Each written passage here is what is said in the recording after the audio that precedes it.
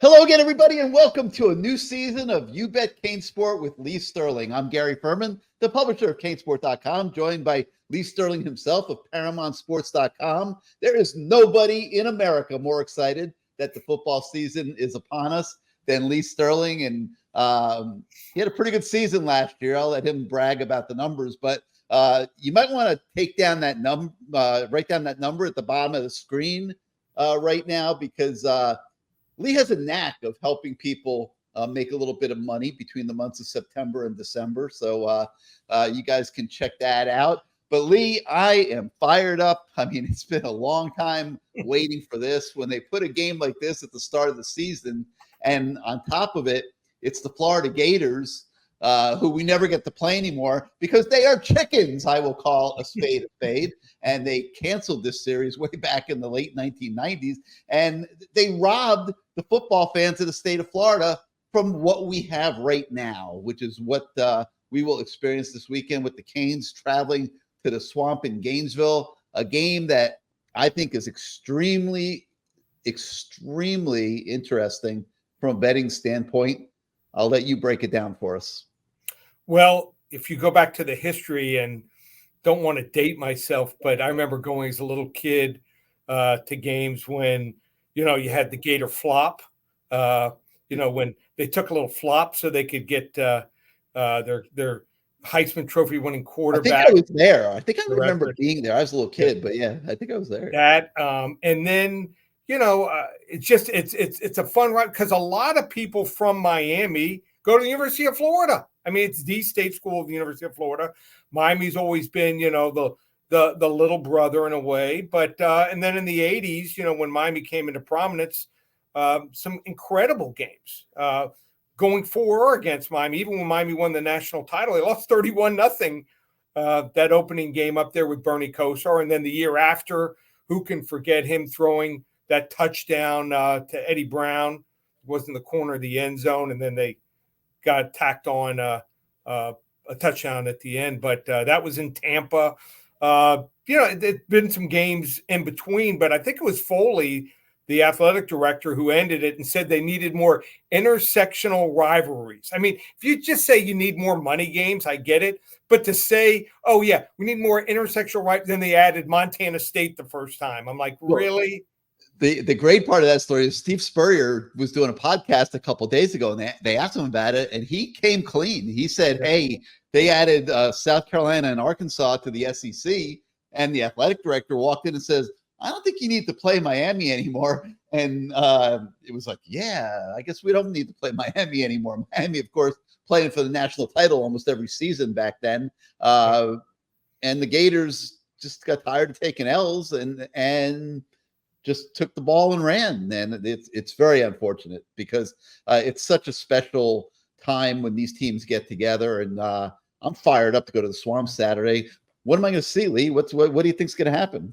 All right. So I think it's the biggest game in college football. Why? Because two coaches' fate at least, Mario Cristobal's safe. We got to be honest about that. But Sunbelt Billy, that's right, Sunbelt Billy, as I like to call him.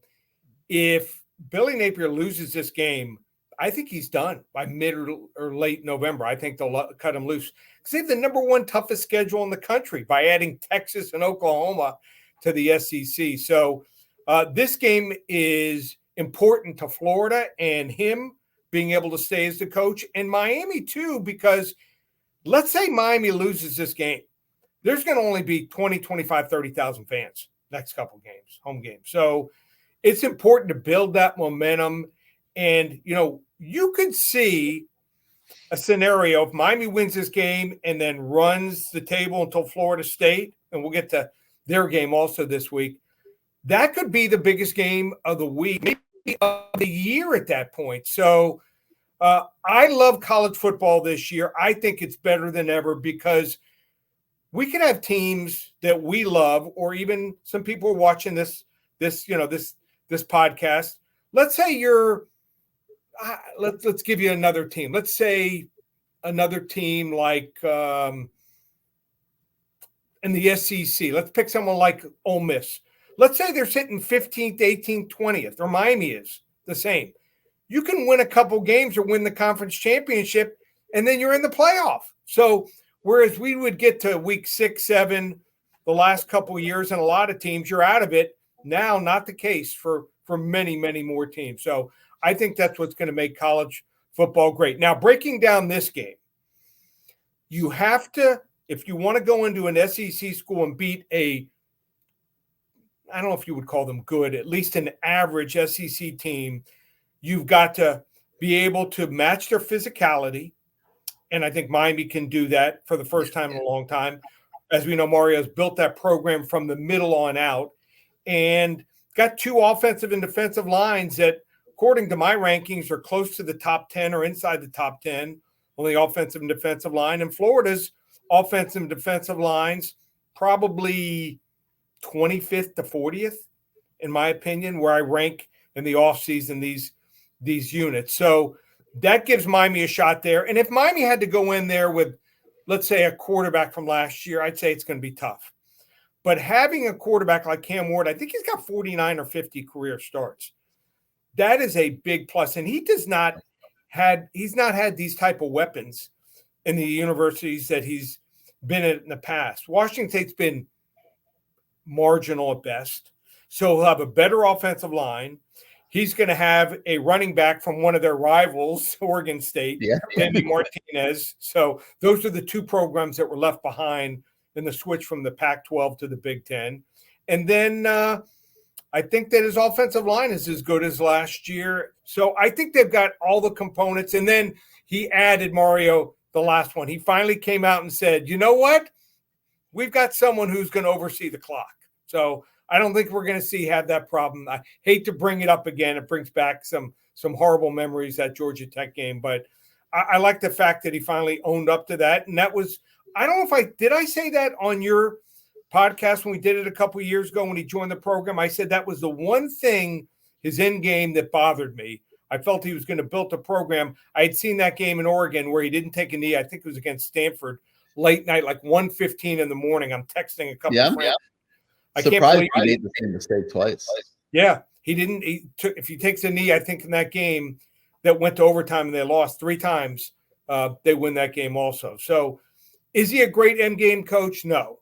But I think with the quarterback that they have, the offensive line, the only way I can see Miami losing, maybe 2 ways. Turn the ball over 3 or more times. They turn over once or twice, I think they'll still win the game.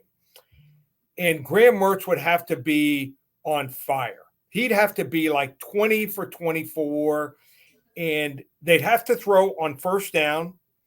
If they're in 3rd and long situations, those edge rushers from Miami are going to put the heat on him.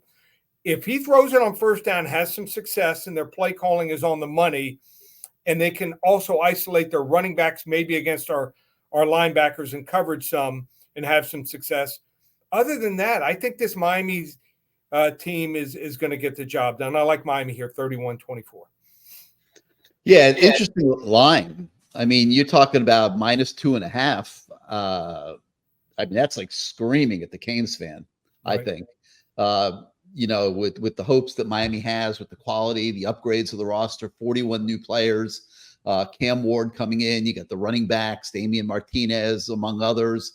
There's just a lot in the arsenal there for Miami. And when I look at the Gator team, and I did a pretty detailed countdown the kickoff show with one of the experts from up in Florida, and they're a little light, I think, on impact talent. They've got some players, but nothing that's going to scare anybody at Miami. It's just a matter of going up there, like you said, protecting the football, playing just sound, solid, keep it simple. You don't have to get too crazy, and try to do things that aren't advisable on the road on opening day, like you say, against a SEC team, and they are physical usually.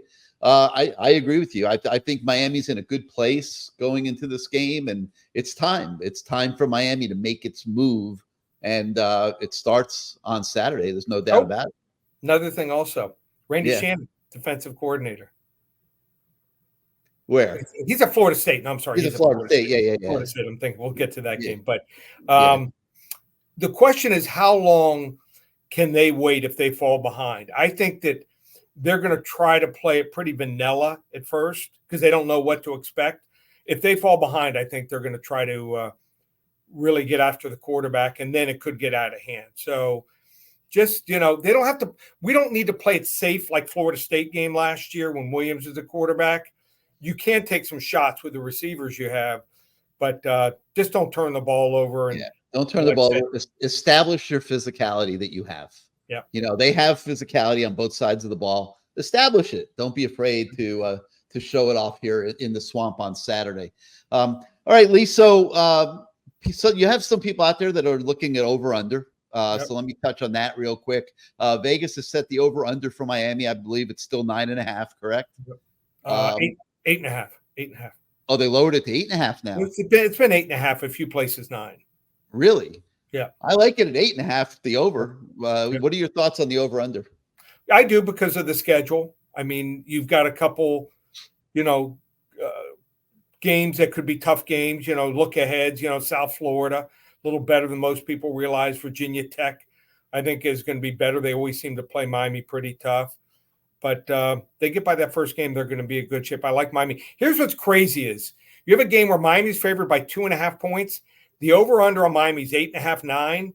The over-under on Florida is 4.5. So really? That shows you that obviously they're usually right. Vegas, they're usually on the money on these within one game either way. They're kind of telling you, they're begging you pretty much to play the over. Thinking 5 games, win 5 games out of 12 in the regular season. But it kind of tells you that they're probably weaker than you would think, and also that tough schedule. So 2 teams that may not be that far apart within a touchdown. One's at 8.5, 9, the other's at 4.5, and schedule is part of that. So I like Florida under. I think I have them winning 3-4 games this year. Really? I just think that the wheels are going to fall off. I was shocked that they didn't take better advantage of the collective and be able to raise more money to help their program.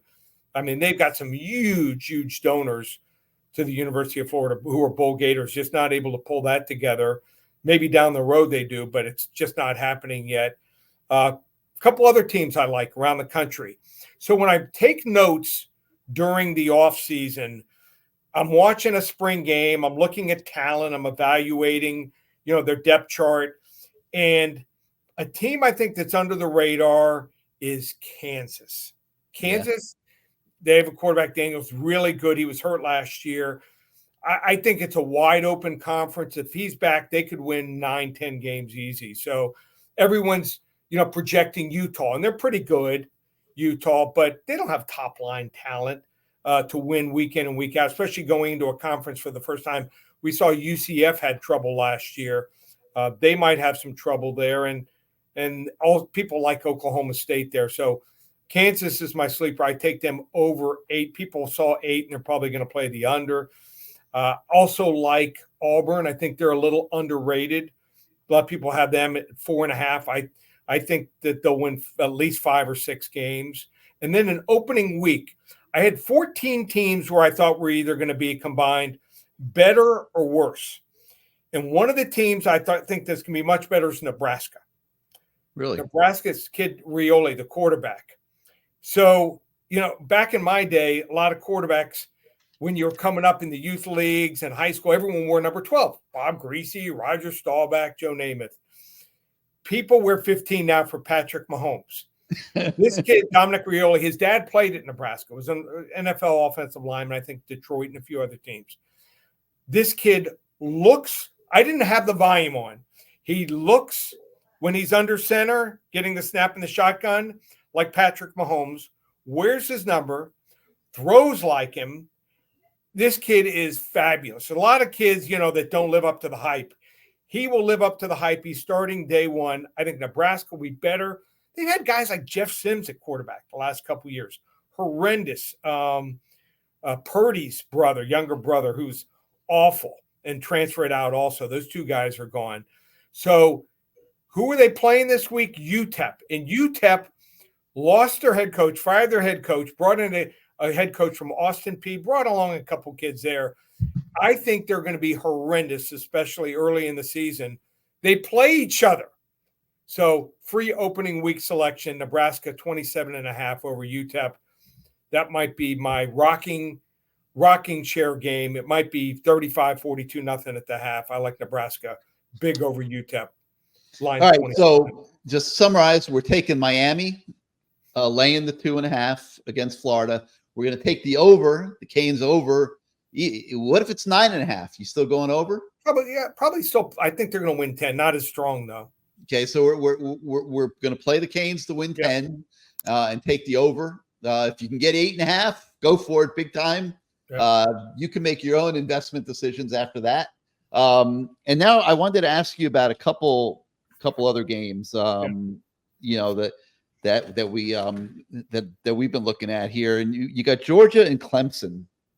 Just a really good opening day game. The Georgia, just to show you where Clemson's gone, is a 13.5-point favorite. The game is in Atlanta. What are we doing there? So if you just look at the returning starters, Georgia has 14, Clemson has 13. You would say Clemson could probably hang, but Georgia, they'll work the portal. Even being defending back-to-back champions, they added the kid Trevor Etienne from Florida. No, he's a solid quality running back. Tight end Trevor Urosic from Stanford, maybe their best player, and also Colby Young from Miami. So, I think that they are going to have a very good, again, offense. Carson Beck is their quarterback, probably the leader out of the gate to win the Heisman. They averaged 40.1 points per game last year. Clemson returns 13 starters, but did not work the portal. He's not accepting transfers. In fact, he's not even accepting on-air calls on his radio show. I don't know if you saw that. So me making fun of him, I'm probably not going to get on, nor will anyone else. So, he had a great run through 2020, but the talent levels dipped a little. I think their defensive line is going to come back up a little bit this year. But Cade Klubnik, since he was inserted as a starter in the 2023 Orange Bowl game against Tennessee, just not able to do it in big games. And how about this? They scored only 16 against South Carolina, weak defense last year, 17 against North Carolina State, 17 against Wake Forest, who has a weak defense, and also 7 against Duke, 24 in that overtime game against Florida State. So I think they might even have had a special team score in that game also. But Klubnik's just one of these guys, looks great in the uniform, looks great against bad teams, but against average or better teams, hadn't done the job here. I think Georgia's the right side here. I think they pull away late, 30-13. Wow. They're going to start panicking up there at Clemson. They really are. And, probably with justification, because they just have not been able to sustain it. He's lost a couple of really key assistant coaches to head coaching jobs and other jobs. And it's made a big difference up there for Dabo. So, we'll see what happens. All right. So we didn't have a show, obviously. It's our first show of the year, but FSU goes down against Georgia Tech. Tell me, did you see that coming? So I had Georgia Tech. I thought it was going to be a one-score game, but I didn't take them on the money line, got to be honest. But that was our only selection last week, and enjoyed it doubly so, winning for my clients and for myself. And also, obviously, it's probably going to help Miami. Last year, Florida State just hit on every transfer. Every kid, exceeded expectations. This year, I didn't get it. DJ Ugalele is okay at best, okay. I thought he was the wrong guy that they went after. I played high school and college quarterback, and I can tell you honestly, he had 3 passes in that game, Gary. I was picked off more than a few times, but I never threw a takeoff pattern, a bomb, where it was out of bounds by like 6-7 yards. It just boggles my mind for him to be that inaccurate. You look at some of his basics, I just don't know. I don't know what's going on there. In warm-ups, he looked fine, but in a game, his accuracy is just not there. So the opening drive was a thing of beauty. They had a game plan, put it together, looked great. They executed, and then even the 2-point play on the extra point, I'm like, oh, I'm in trouble here, possibly. But then The key to the game was Georgia Tech. They put together a drive of their own. And what we saw was that not only did DJ Golele not look great, their receivers are nothing special, no separation. Offensive line, nothing special. Running backs, slot guys, running the ball, I think they're pretty good, not great. The defensive line is not what people thought they were going to be.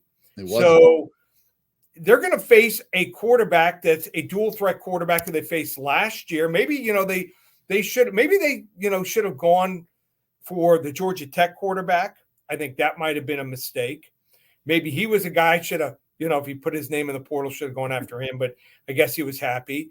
Last year in that game against Boston College, what happened? The quarterback killed him. I think he threw for 300 yards and ran for like 85 yards, something like that. So they're going to face a similar type threat that they faced last week. And I just think that this BC team can hang here. Now the lines come down. It started at like 21.5. It's down to 17, some places 16.5.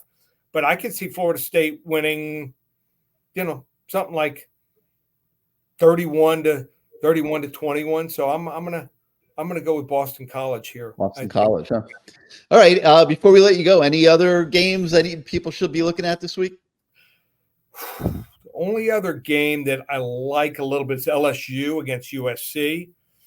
2 third-year coaches, Brian Kelly, going to take on obviously one of the coaches that we've seen a long time that really can coach offense, and Lincoln Riley, but just not able. They're already on their second defensive coordinator in 3 years. So I always felt that Kelly was going to put it together. He didn't have the skill guys when he was at Notre Dame. He's going to get them at LSU. He's always going to get the linemen. So I think you got a case here of a team. People might be sleeping on LSU, thinking that Daniels, the Heisman winner, is gone, but they returned 3 offensive linemen that could be in the running for all conference honors. I think they're going to run the ball right down USC's throat, which is a team that only returns 1 starter on the defensive line. I'll lay the 4.5. That game's in Vegas. LSU wins and covers here, 35-24. All right, sounds good. So brag to us for a moment here, just for the people that aren't familiar with Paramount Sports.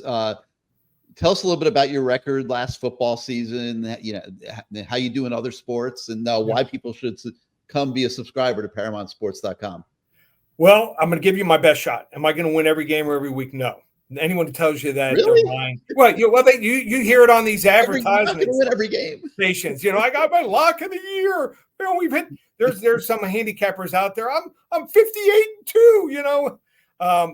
Hitting above 55%, you're doing extremely well, and we hit above 57% last year.